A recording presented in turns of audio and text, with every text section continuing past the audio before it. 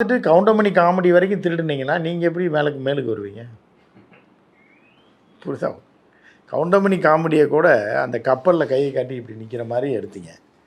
அவன் ரிசர்ச் பண்ணி 10 வருஷமாக எடுத்து கப்பல் செஞ்சு கடலில் விட்டு கடலுக்கு அடியில் போய் நீச்சல் அடிச்சு ஜேம்ஸ் கேமரூன் என்னென்னமோ பண்ணாமல் ஹீரோவை கண்டுபிடிச்சி ரெடி பண்ணி ஒரு கப்பலே செஞ்சு அந்த கப்பலை கடல்லே ஓட விட்டு அதை மூழ்கவும் அடித்து தண்ணிக்குள்ளே போனால் நீங்கள் அந்த சீனை அப்படியே எடுத்து விட்டு கவுண்டமணியும் இன்னொரு இது வச்சு எடுத்திங்கன்னா இப்போ நீங்கள் எப்படி ஹாலிவுட் ரேஞ்சுக்கு போக முடியும்?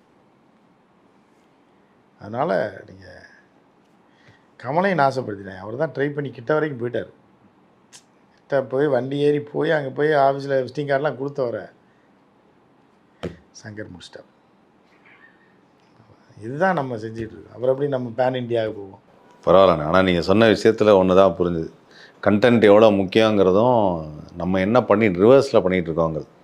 இவங்க ஸ்பூஃப் மாதிரி சில விஷயங்கள் பண்ணிட்டாங்க. அதை எடுத்து நம்மளும் அது மாதிரி யோசிக்கணும், ஒரு ஆராய்ச்சியில் ஈடுபடணும்னு இல்லாமல் அப்படியே மேலோட்டமாக சில விஷயத்தை பார்த்து அதை அப்படியே அதே மாதிரி எடுத்து நம்மளும் ஒன்று விஷயம் பண்ணணும்னு சொல்லிட்டு நிறையா மாட்டிக்கிட்டாங்க. இன்றைக்கி கன்னடா ஃபிலிம் இண்டஸ்ட்ரி நீங்கள் சொன்ன மாதிரி நல்லா வளர்ந்துட்டு வருது.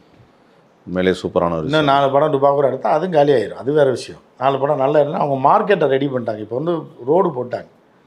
அது எந்த லாங்குவேஜாக இருந்தாலும் நல்லா இருந்தால் படம் ஓடியா. என் படம் ஓடி இருக்கு, 1000 கோடி கலெக்ஷன் ஆகிருக்கு. 1000 கோடி கொண்டு வந்துடுவாங்க. கிட்டத்தட்ட 800 crores கிட்டத்தட்ட வந்துருச்சு. அப்போ வந்து மெல்ல கடைசியில் போச்சுன்னா 1000 கோடிக்கு கிட்டத்தட்ட டச் ஆயிடும். ஃபஸ்ட்டு படமாக இருக்கும்.